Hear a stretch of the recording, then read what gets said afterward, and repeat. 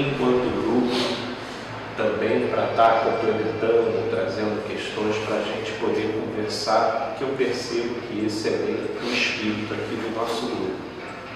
Eu vou só estender aqui a nossa interação. Olá, boa tarde. Eu ia falar bom dia, já estamos no boa tarde aqui para o pessoal do Instagram. Nós vamos trazer uma ligeira reflexão, e vai ser ligeira mesmo, vocês podem ter certeza, não se turbem o vosso coração. Nós vamos falar entre o que realmente contamina o ser e aquilo que só tem a ver com a manipulação e o controle dos homens, né? No modo como eles estabelecem parâmetros e diretrizes, dos quais a gente vê as pessoas muito aflitas e perturbadas, quando na verdade elas estão perturbadas por preceitos de homens e não por aquilo que esteja alinhado com o espírito da vida, né?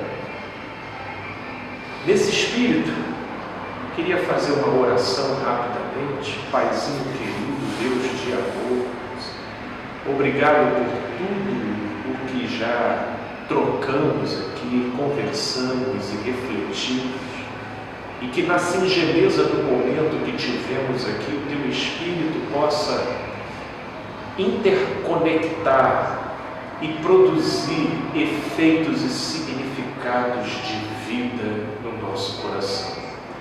E que assim seja com esse momento da Tua Palavra, que ela inclusive encontre acolhida no coração de muita gente, para muito além dos que estão aqui nessa sala. É assim que confiamos e é assim que desde já agradecemos. Em nome de Jesus. Amém. Eu queria ler aqui um verso, que eu acho interessante, que está no Sermão da Montanha, em Mateus capítulo 5, no verso 17. Eu inclusive vou me valer desse texto, que diante de alguns vídeos que eu tenho respondido, principalmente lá no TikTok, ele vem sendo citado com muita frequência, como forma de trazer um respaldo contrário para aquilo que eu tenho falado. E aí, como para variar são textos recortados, eles entram a serviço de uma interpretação altamente tendenciosa, e que, portanto, aqui eu quero tentar, na medida do possível, com a graça de Deus, gerar uma reflexão para que a nossa compreensão possa nos levar para muito além da ótica condicionada e viciada da perspectiva da religião dos homens. Em Mateus, no capítulo 5, no verso 17, ele vai dizer o seguinte: não penseis que vim revogar a lei ou os profetas. Eu não vim revogar, eu vim para cumprir. Porque em verdade vos digo, até que o céu e a terra passem, nem um i ou nem um tio jamais passará da lei, até que tudo se cumpra. Até que tudo se cumpra. Aquele, pois, que violar um destes mandamentos, posto que dos menores, e assim ensinar os homens, será considerado mínimo no reino dos céus. E aquele que as observar e ensinar, será considerado grande no reino dos céus. Porque vos digo que, se a vossa justiça não exceder em muito ao dos gestores da lei, dos escribas e fariseus, jamais entrareis no reino dos céus. vir aqui para refletir, eu tenho respondido muita gente aflita com relação a problemas conjugais, principalmente quando é o caso de a pessoa entender ser o mal menor se separar, visto a impossibilidade da continuidade da relação, pelas mais diversas razões, geralmente envolvendo abuso, envolvendo traição, envolvendo múltiplas barbaridades, e baseado no Evangelho da graça, da justificação que decorre da fé, entendendo que Deus olha o coração e não o papel. Eu proponho para a pessoa, obviamente, que está ali, não com a ideia de sair dali e viver uma vida de devassidão, mas tão somente de colocar um ponto final naquilo que está matando ela e se dar a oportunidade de um recomeço na direção da vida. Ora, se em Cristo nós não temos a oportunidade de renascer, de ressurgir e de recomeçar, sinceramente, Cristo virou um enfeite para esse segmento religioso. Inclusive, eu teria a ousadia de afirmar que esse meio religioso não virou outra coisa senão um alçapão do maligno, porque se utiliza do nome de Cristo, da nomenclatura Jesus, inclusive se vale da Bíblia e dos seus conteúdos, para que a pessoa, sendo seduzida pela superfície dessas palavras e dessas proposições, chegando lá, ela é enredada num contexto e numa mentalidade completamente contrária do Espírito de Cristo e de sua obra. Portanto, naquilo em que eu proponho essa direção para as pessoas pensarem, esse verso aqui que nós lemos, principalmente o verso 17 e 18, se vocês forem ler lá os comentários, principalmente no TikTok, é um dos mais comentados. Mas Jesus não veio revogar a lei, ele veio cumprir a lei. E o céu e a terra passarão, e toda a lei será cumprida. Isso foi dito por Jesus. Ok. Só não citam que no verso 20, Jesus diz que se a justiça não exceder a dos intérpretes da lei, escribas eram os intérpretes da lei, e fariseus, eles eram o grupo que mais se autocondicionava a obedecer à exterioridade da lei. Então você tem, de um lado, os intérpretes, e você tem do outro lado os personificadores da interpretação vigente, né? Os dois segmentos. Jesus já de passagem diz: olha, eu não vim revogar a lei, eu vim cumprir. E realmente não passará o céu e a terra, mas nem um tio, nem uma vírgula da lei deixará de ser cumprido. Inclusive quem não viver e ensinar essas coisas será o menor no reino do céu. Mas agora, se a vossa justiça não exceder a dos intérpretes da lei e a dos personificadores da lei vigente interpretada, ou da lei interpretada vigente, então vocês nem no reino entram, porque ainda tem quem seja pequeno no reino, e tem quem nem no reino entra, né? Por que não entra?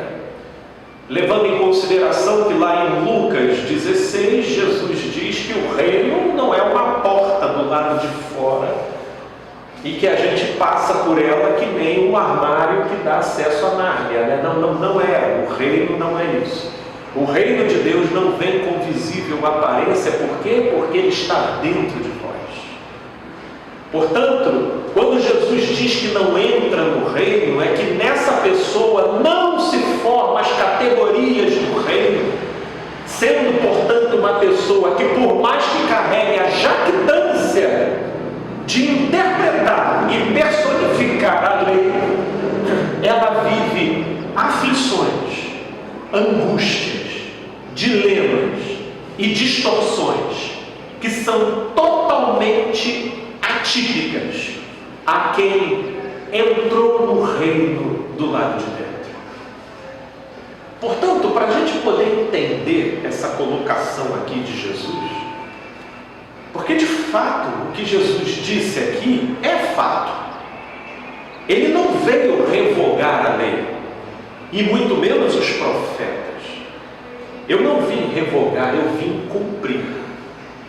Portanto, o primeiro ponto de entendimento que a gente tem aqui, quem vai nos dar a pista, é o Evangelho de João, no capítulo 1, quando ele faz a afirmação de que Jesus é a luz dos homens.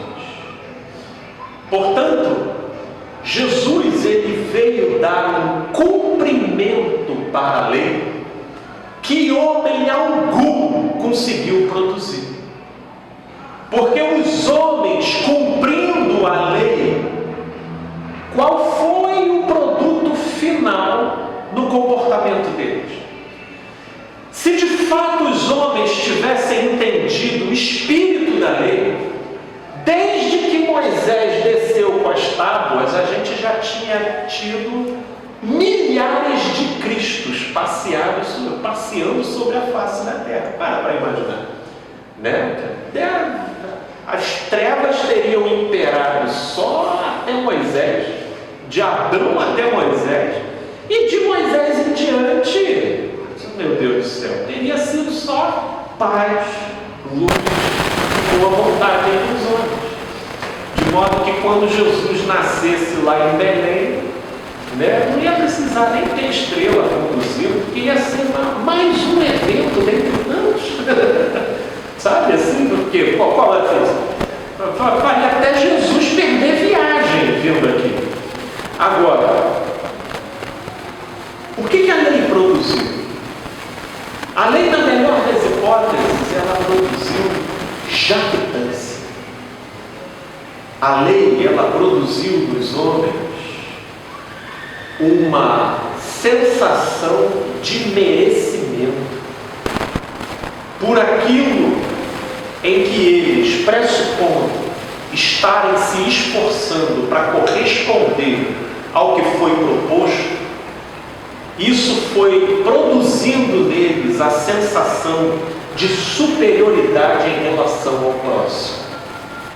E como a lei, como vai dizer Tiago lá na sua epístola no capítulo 2, em Romanos 7, no capítulo 1, no capítulo 7, versículo 1, ele vai dizer que a lei dá conta de abarcar a vida da pessoa como um todo, em não se tendo possibilidade de se submeter integralmente aos ditames da lei, nasceu o quê? As exterioridades, a hipocrisia e uma coisa que o nosso amigo Marcos estava até dizendo aqui agora há pouco, que é a seletividade arbitrária, que passaram a eleger determinados pontos como sendo de peso e condição sine qua non, e outros que, apesar de estarem na lei, eram escrachadas e por vezes veladamente ignorados ou considerados como importâncias somenos. Essa dinâmica subjetiva psicológica das pessoas com a lei passou a gerar uma outra coisa, que nós podemos nos valer de um termo recente chamado de mindset, uma mentalidade. Gerou uma mentalidade, e essa mentalidade é o quê?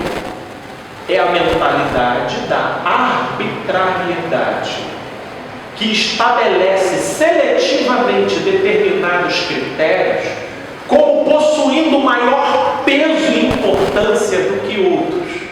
Logo, uma das consequências da interação dos homens com a lei foi a esquizofrenização do sentido da vida, onde determinados elementos passaram a ganhar maior importância do que outros. E isso você vai vendo que Jesus, por exemplo, lá em Mateus, no capítulo 23, ele fala. Inclusive foi um tema da nossa mensagem no nosso encontro passado. Ai de vós, escribas e fariseus. Está aqui ele falando para os intérpretes da lei e para os personificadores da lei interpretada vigente na época. Ai de vós!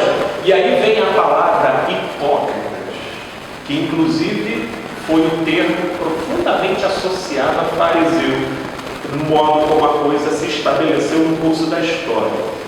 Porque dais o dízimo da hortelã, do endro e do cominho, e tendes negligenciado os preceitos mais importantes da lei. Olha que interessante. Estava passando para os intérpretes da lei e para os personificadores, para os encarnadores da lei interpretada vigente na época, estava passando desapercebido os preceitos mais importantes da lei, quais sejam a justiça, a misericórdia e a fé. Devias, porém, fazer estas coisas sem omitir aquelas. Guias cegos, que coais o mosquito e engolis o camelo. Eu acho que, inclusive, essa é a frase síntese mais apropriada para definir a relação do homem com a lei sem a luz dos homens. Eles comem mosquitos e engolem camelos. E aí, por exemplo, o pessoal vai lá nos meus comentários do vídeo refutando a resposta que eu dou baseado na graça e na justificação pela fé, e eles dizem: mas Jesus não veio para revogar a lei, ele veio para cumprir. O que eles estão querendo dizer com isso? De que a lei, conforme eu interpreto, Jesus disse que está certo. Está escrito lá. Está escrito. Olha, eu penso que a lei é assim e Jesus falou isso, então isso significa que Jesus está respaldando a minha maneira de interpretar a lei. Porque aí eles citam lá a questão do casamento, e Jesus ele fala de que aquele que se divorciar, estará em adultério, e eles não conhecem o espírito, nem o público para quem Jesus estava dizendo aquilo. Sem falar que a maneira como Jesus tratou o tema, eu acho interessante, eles não percebem. No capítulo 19 de Mateus, Jesus tem uma forma de tratar. Ele primeiro fala sobre o ideal: deixará o homem o seu pai e a sua mãe, e unir-se-á a sua mulher, e se tornarão os dois uma só carne. E aí os intérpretes da lei e os personificadores da lei interpretada da época, os fariseus, viram para ele e dizem: mas Moisés nos permitiu dar carta de divórcio. E respondeu-lhe Jesus: por causa da dureza do vosso coração. Na verdade, Moisés permitiu vocês darem carta de divórcio para o índice de homicídios não aumentar no curso da história em relação às mulheres, que já eram sistematicamente vítimas de abusos e violências. E aí Moisés teve que abrir uma portinhola de saída para que pelo menos a vida pudesse ser minimamente preservada face à coisificação da figura da mulher naquela época. Então, dessa forma, por mais que também a vida da mulher, a prostituição ou a mendicância, pelo menos ela ainda tinha uma chance de viabilidade de vida. Porém, a coisa se tornou tão perversa que a carta de divórcio permitida por Moisés virou praticamente a lei e o casamento se tornou a exceção. E o casamento se tornou a exceção, porque a relação do homem com a lei, sem a luz dos homens, é uma esquizofrenização dos termos, onde os princípios de vida são ignorados em favor daquilo que, concernente ao nosso egoísmo, ao nosso achismo, às nossas conveniências e o nosso próprio padrão interpretativo, a gente estabelece como sendo de importância superior, em detrimento do verdadeiro sentido daquela proposta. Porque o que Jesus fala lá em Mateus 23, ele está dizendo o sentido da proposta. A lei seria o dízimo. Mas qual era o sentido do dízimo?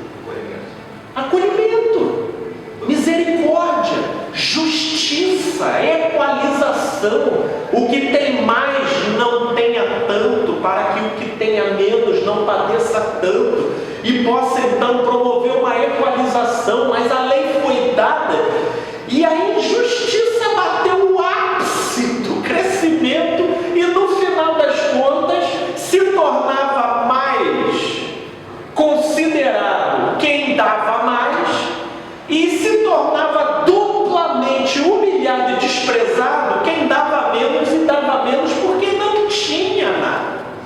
Tanto que é um evento que Jesus bate o olho e ele notifica uma situação altamente deturpada pela Igreja Universal, quando Jesus vê uma viúva pobre indo lá levar tudo o que ela tinha.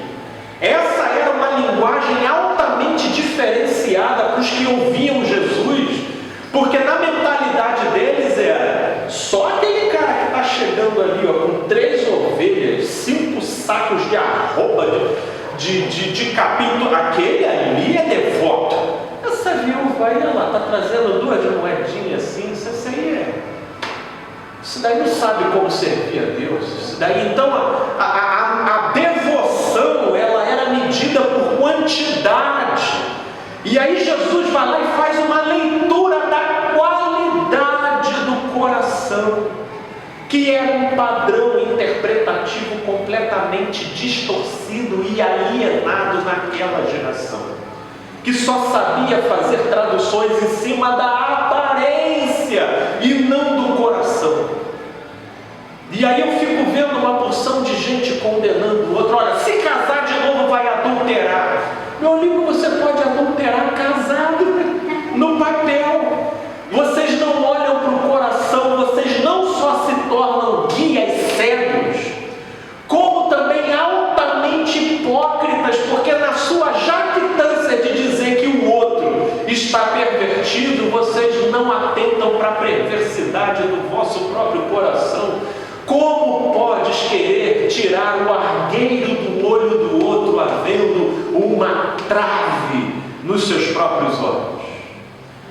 Portanto, Jesus ele não veio revogar a lei, ele veio cumprir a lei. Mas isso não quer dizer que Jesus veio trazer validade para o modo como o seu pastor interpreta a lei. Ele não veio trazer validade pelo modo como os evangélicos interpretam a lei. Porque se a nossa justiça não exceder a dos intérpretes autorizados e a dos personificadores da lei interpretada vigente, a gente nem entra no reino. Porque a lei ela só ganha o seu último sentido se ela estiver acompanhada da luz dos homens. Da luz dos homens. E aí a gente começa a achar, vamos ver como é que a luz dos homens ela interagia. A luz dos homens era assim, agora viravam para Jesus e falavam assim: por que os teus discípulos estão comendo em dia de sábado? Sábado era o dia do descanso, de fato, né? E isso, estavam lá recolhendo as espigas e tudo mais, estavam tendo aquele trabalho de recolher espigas. Mas como que era a interpretação dos intérpretes da lei?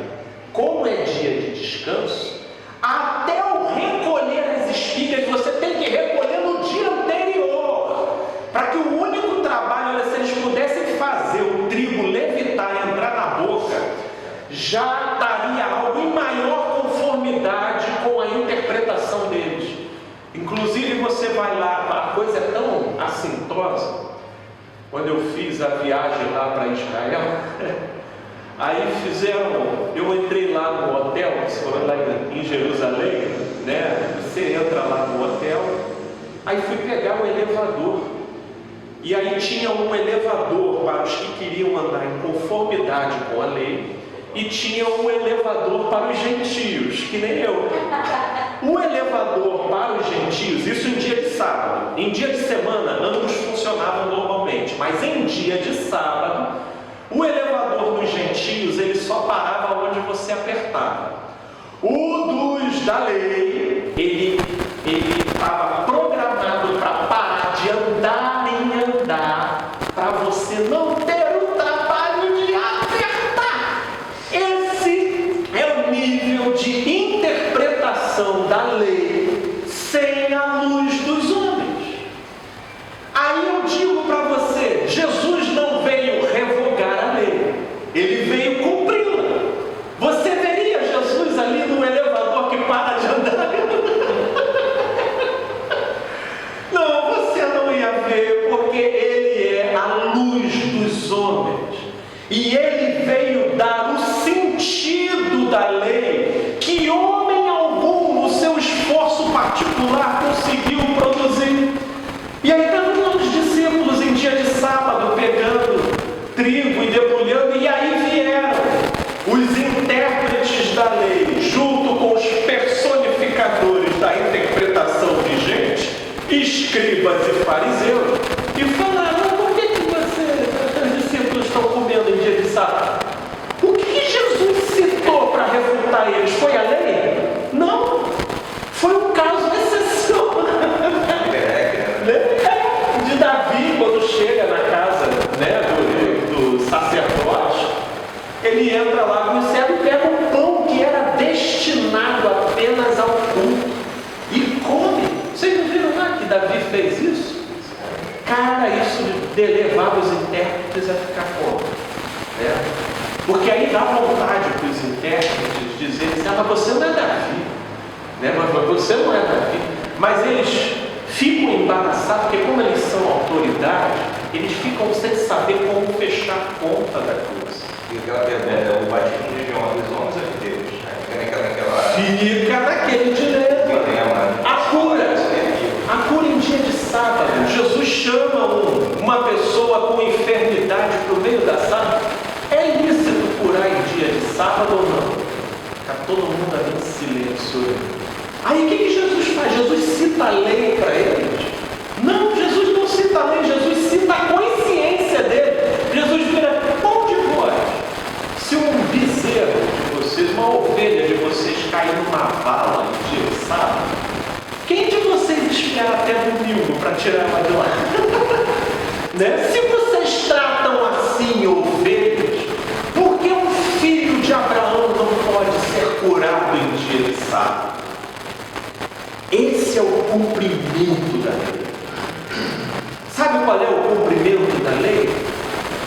Faça ao outro aquilo que você gostaria que fosse feito com você. Nisso se resume a lei e os profetas. Síntese mais perfeita do que essa não existe, proferida pela boca de Jesus. Até com relação à questão do casamento, primeiro que eu nunca vi Jesus tratar divorciado do modo como eu vejo os religiosos tratando divorciado, com essa história de divorciado está em adultério, com o parâmetro interpretativo não voltado para a disposição do coração, mas para o modo como o papel está estabelecido lá no cartório. Eu não vejo Jesus tratando. Jesus, quando se encontra com uma mulher samaritana, lá em João capítulo 4, eles começam a tecer uma conversa lá, e daqui a pouco Jesus, na interação com ela, disse: vai chamar o seu marido. Ela disse: eu não tenho marido. Ele disse: pois é, 5 você já tivestes, e esse que você tem agora nem seu marido é. Você disseste isso por razão. E naquilo, você vê, né? Você tem que ler o texto. O texto é uma coisa fria, estática, não tem como você capturar emoções dela. Mas você traduz a energia do contexto, é pelo modo como é descrito em relação ao modo como o outro reagiu. E a reação da mulher foi de ternura, porque ela viu alguém que acolheu ela numa dificuldade que ela tinha de se ajustar na sua vida afetiva, tanto que a resposta dela para Jesus foi: vejo que tu és profeta. Vejo que tu és profeta.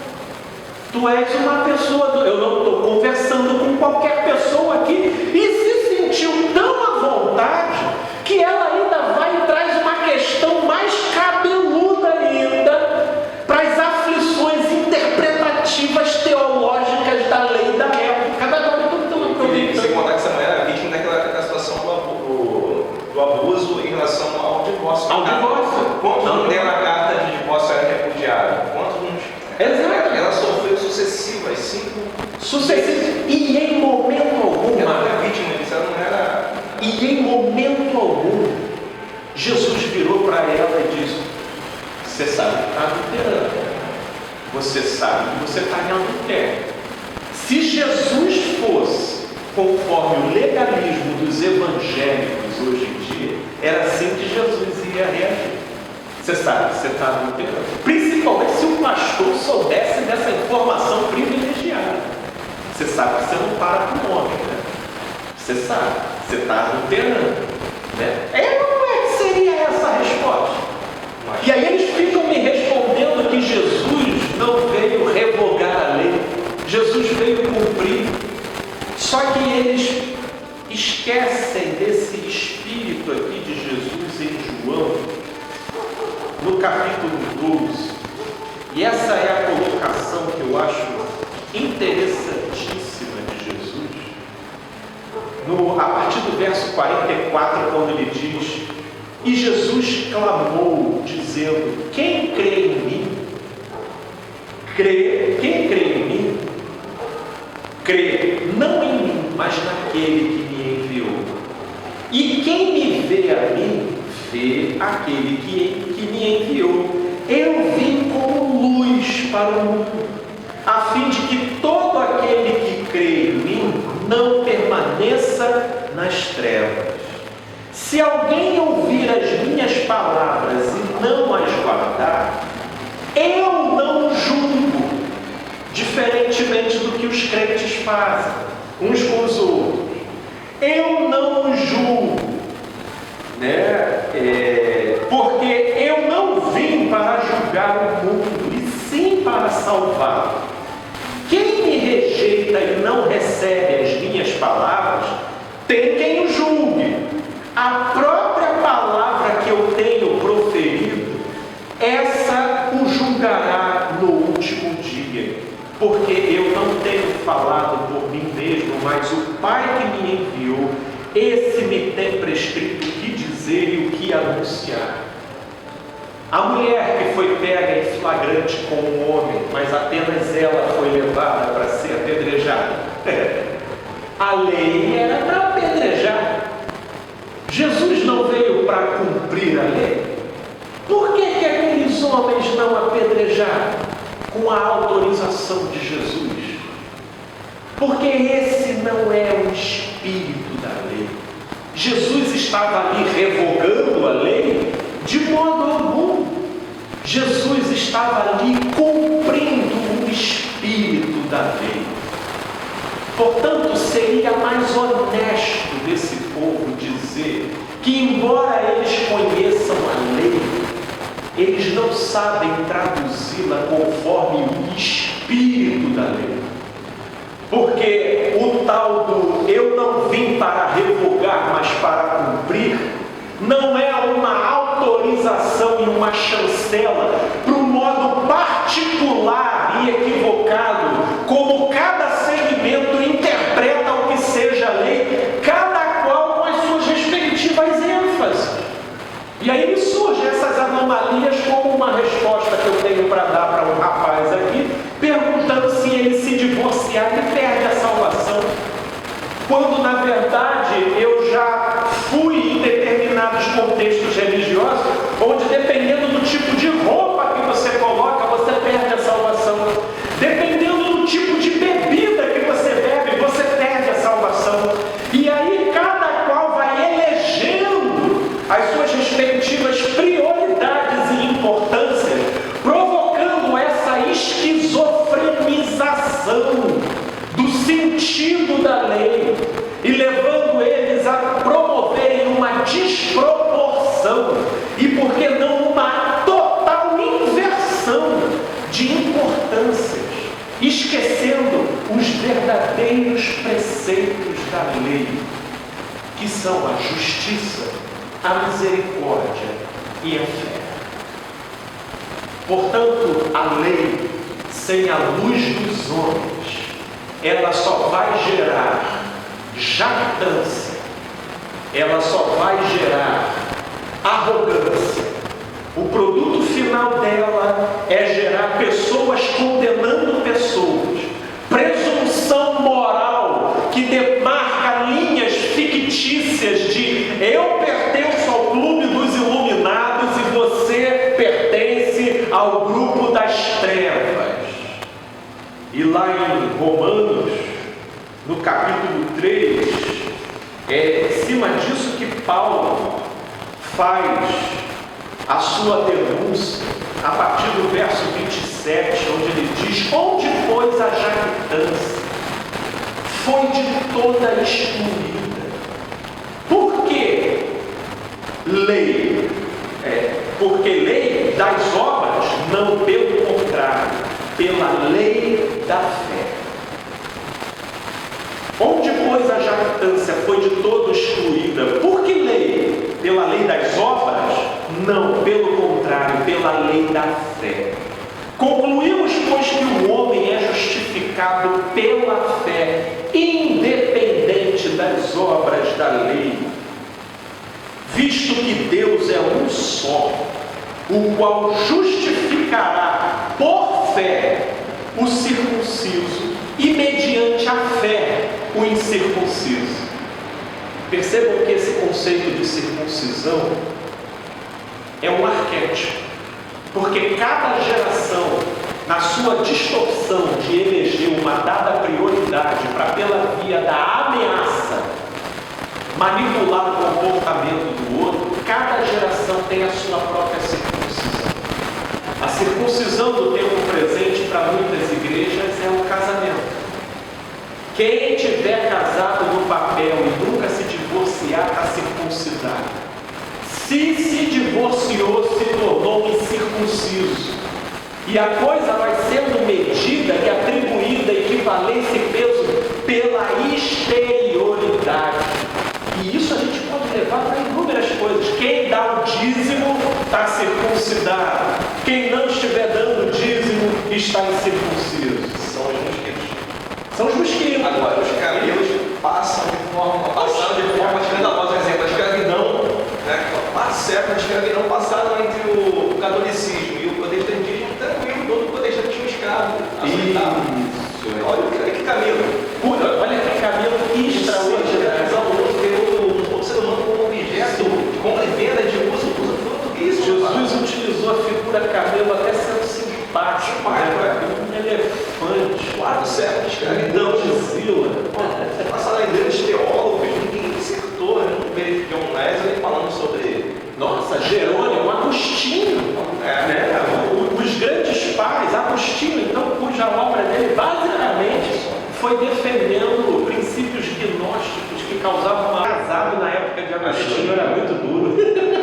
Não, olha, principalmente o pós-Agostinho, né, que foram quem viveu as repercussões da teologia dele. E ele ficou aquela culpa, né? Ele tem um filho dele, né? Então, assim, aí ele morreu e tal, mas tratou a mulher dele como uma coisa, né? Nossa, meu pai do céu, assim, uma coisa horrorosa. Legal, a naturalidade. É isso aí. É isso aí. Nessa desproporção. E aí Paulo termina assim: anulamos, pois, a lei pela fé? Não, de maneira nenhuma. Antes confirmamos a lei do modo como fez a luz dos homens. A luz dos homens agiu numa certa contradição, mas não da lei, e sim da interpretação dos homens sobre a lei. A interpretação dos homens sobre a lei. Portanto, quando eu me vejo respondendo gente, eu me vejo respondendo conforme o Espírito de Jesus, que até quando falou de casamento, ao invés de ele dizer que quem se separa perde a salvação, lá no capítulo 19 ele diz que nem todos estão aptos para esse princípio. Olha como que Jesus ele pauta a coisa sempre por uma perspectiva existencial, levando em consideração a relatividade do fenômeno humano. Nem todos estão aptos para esse princípio. Esse é o princípio, diferentemente de evangelho, que já manda para o inferno, sentencia a pessoa. Inclusive vai citar um texto lá de Hebreus, dizendo no capítulo 10 que quem, sabendo do pecado, continua no pecado, né, só lhe resta uma forte expectação de juízo e do fogo consumidor. Mas pecado para eles é o quê? É ter a concepção de que você tem um papel lá no cartório dizendo que você é divorciado. Então é tudo baseado o quê?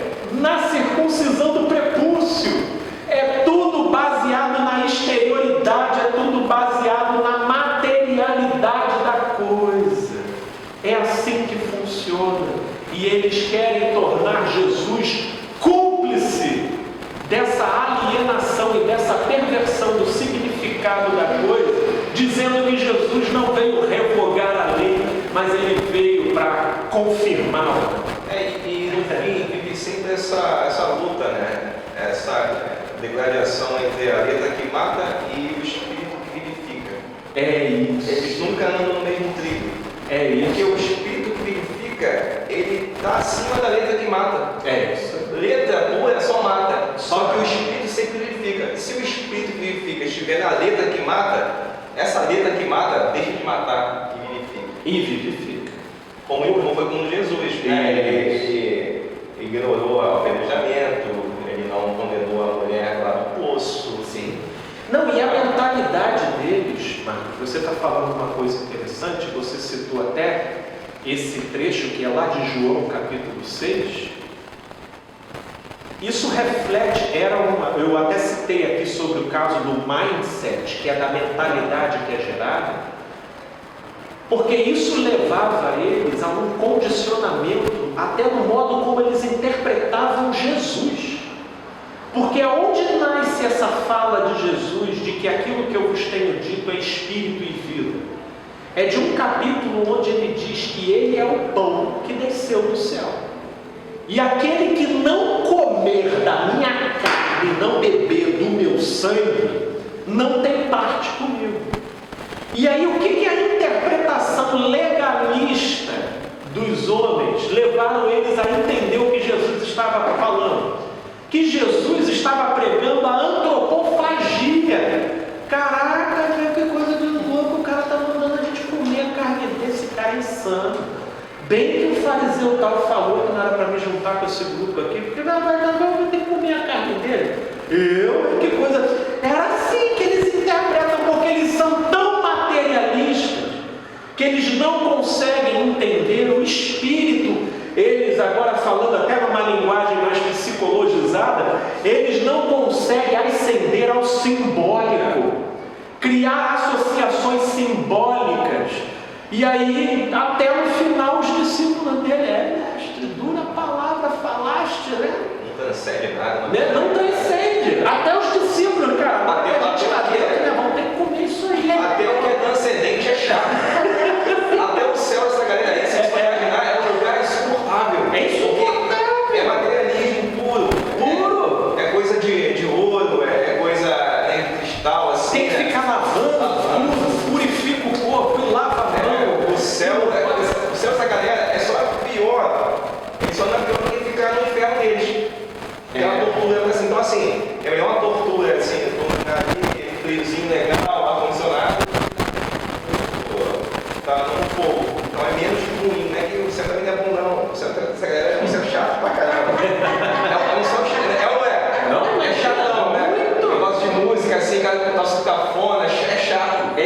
Porque é um lugar, porque é uma coisa que se esgota. O lugar esgota, cara. Tu vai pra Maldivas e vai esgotar, cara. 10 dias lá já não é mais igual ao primeiro dia. Essa história de música, então, música do mundo e música de Deus. Se botar Deus na letra da música, então a música vira de Deus. Se a letra da música não comportar Deus ou for veiculada por uma pessoa que não é do gueto, que não é do grupo, então a música é rotulada como do mundo. Então isso vai criando departamentalizações na visão de mundo da pessoa, que ela vai ficando altamente seletiva, condicionada, atrofiada. A vida vai espancando ela de todas as direções, mas ela não tem olhos para ver. Ela não tem sensibilidade para perceber. Porque Jesus fala que Ele é o pão da vida e fica todo mundo achando que tem que comer Jesus. Até os discípulos dele, eu fiquei imaginando a aflição de Pedro lá dos discípulos. Dura a palavra, né? Todo mundo saiu e a gente vai ter que dar um jeito de comer isso aí. Né? E aí Jesus diz, meu Deus, a palavra que eu vos tenho dito é espírito e vida. É espírito e vida. Vós querem seguir também? Aí Pedro dá aquele gesto de fé, né? Para onde iremos nós? Se só tu tens a palavra de vida eterna. Mas era muita angústia para aquilo quebrar. Jesus falava de fermento para os discípulos, cuidado com o fermento dos fariseus. E eles ficavam perguntando, caramba, tem pão, cara. Eu trouxe pão aqui, olha aqui de novo. Eu não estou falando de pão, eu estou falando da doutrina. Olha, Jesus não tinha essa impaciência, essa impaciência é nossa, porque, meu Deus do céu. Porque você vê, essa é a mentalidade que a lei faz. Ela provoca um literalismo, um concretismo, um materialismo que a pessoa ela não ascende ao simbólico. Ela não percebe símbolo. E esse pessoal tropeçando nas próprias contradições da letra. Da A mesma letra, se você for entender Jesus como letra, você está ferrado, porque quando ele fala que a lei e os profetas figuraram até de mão. E daí em diante todo mundo se esforça para tomar o caminho certo. Então vamos brincar de letra, eu vou pegar esse texto aí e jogar ali. Então acabou também. Num ele fala de uma coisa, no outro ele fala que é outra. É isso. Porque a ceia, ela não é essa coisa do ritual, você come um pãozinho, toma um vinhozinho. É isso. O conceito da ceia é assim, mata o pão do seu próximo, acolhe o seu próximo, traz ele, é uma aconchego. Mas o que a religião fez? Foi lá e transformou a ceia em lei. Aí agora virou um rito, que tem os diáconos que levam a bandeja com o vinho, copinho para cá, outros que levam o pãozinho para cá. Conseguiu entender? É esse espírito. Para você ter o poder de pegar aquilo ali, você tem que passar por um ritual antes daquilo que gerou, né, uma noção de pertencimento. Que virou um sacrifício quase, né? A ceia, Isso, né? Ela está pagando, porque ela não tem nenhum fim. E com uma série de critérios e leis que vão se desdobrando conforme a interpretação dos legalistas do momento. Que aí, se você teve maus pensamentos, você não pode participar. Se você já está há 17 anos morando junto com uma pessoa, mas não casou no papel, você não pode participar. Agora, se for da esquerda também não pode. Agora, se você for da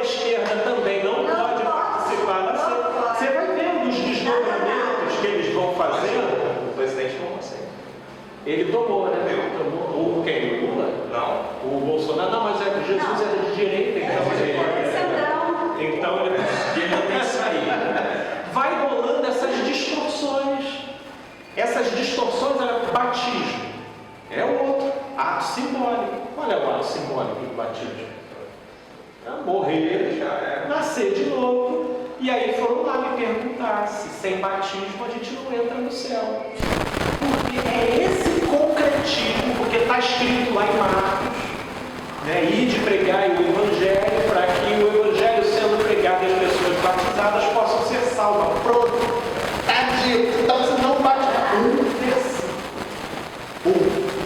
Inclusive é lá em Marcos 16, onde a metade desse capítulo foi um acréscimo posterior que foi feito, ele nem pertence ao original. E ainda que inúmeros outros acontecimentos no curso dos Evangelhos, no livro de Atos, no livro de João, a própria partida daquele ladrão ao lado de Jesus, e Jesus diz: hoje mesmo estarás comigo no paraíso. Tudo isso é desconsiderado porque a mentalidade legalista, ela promove essa arrogância de estabelecer o que tem peso de morte e o que tem peso de vida. Essa jactância é que foi morta em Cristo Jesus. Esse pessoal é ruim, cara. Eles botam em casa sobre pessoas que nem com medo conseguem morrer. Eles são maus, cara. Assim, a gente tem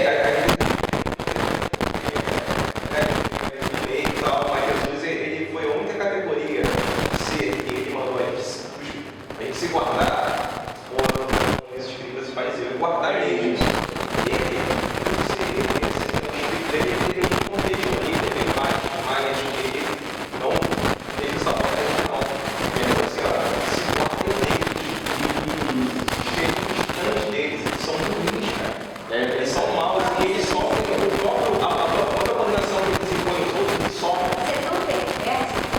O Carlos Moreira falou assim: eu estou agoniado de alma porque eu preguei para uma pessoa que quis aceitar Jesus, mas como mora no sertão, não tem água, o máximo tem uma aguinha suja para beber, então não ia poder pegar para batizar. Irmão Carlos, ele está salvo, ele não está salvo. Aí o Carlos Moreira falou assim: meu irmão, batiza com terra, com areia, com folha, porque a pessoa que você falou, ela não acende ao simbólico, ela não consegue, ela precisa da concreção das coisas para ela sentir a validade das coisas. Então é esse materialismo, essa rigidez interpretativa. É a água, então que salva. Ele coloca isso, então você em tese, a água vira o que salva. É a água que salva, não é mais em nome de Jesus. Aquele que nasce da água do Espírito. Já não é mais a atitude do coração da pessoa.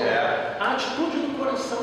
Eles são perversos no sentido de que eles sofrem esse julgamento que eles externalizam e põem sobre os outros, eles mesmos sofrem. Eles não têm certeza de nada, de nada. Eles vivem no inferno. A certeza deles é validada pelo consenso do grupo.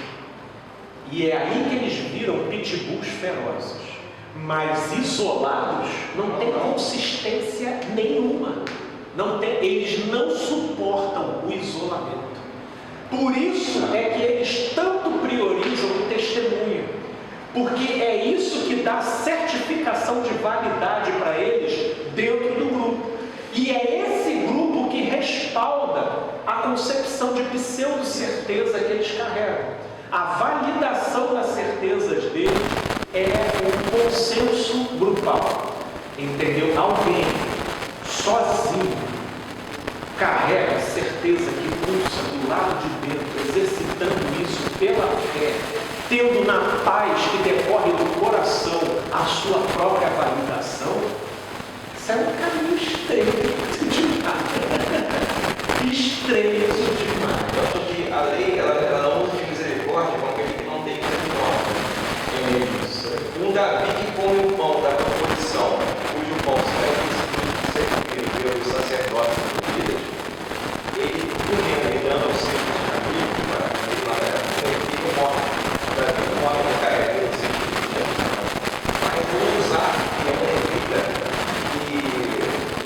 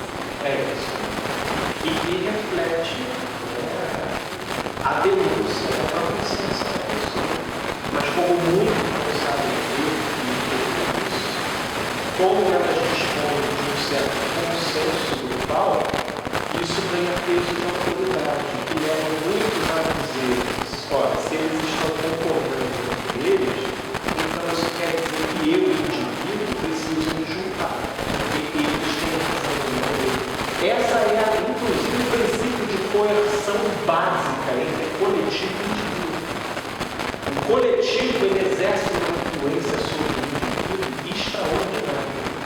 E se não é uma disposição da fé do sujeito fazer valer esse princípio dentro dele em detrimento do coletivo, nada mais o salva do coletivo.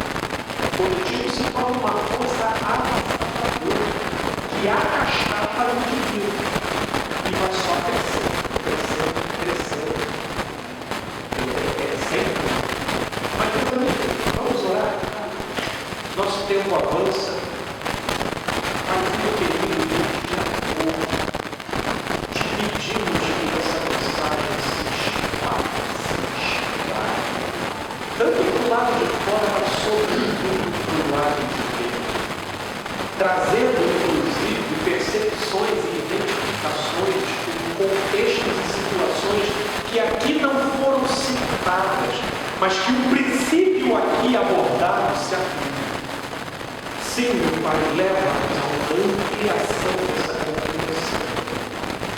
Não de maneira a nos alienar do que seja concreto, material e objetivo, mas para que a transcendência nos salve da idolatria, do palpável e do carnal, sobretudo nos livrando de nos tornarmos julgadores e opressores do nosso próximo, para que não se furte a misericórdia, a justiça e a fé do nosso coração.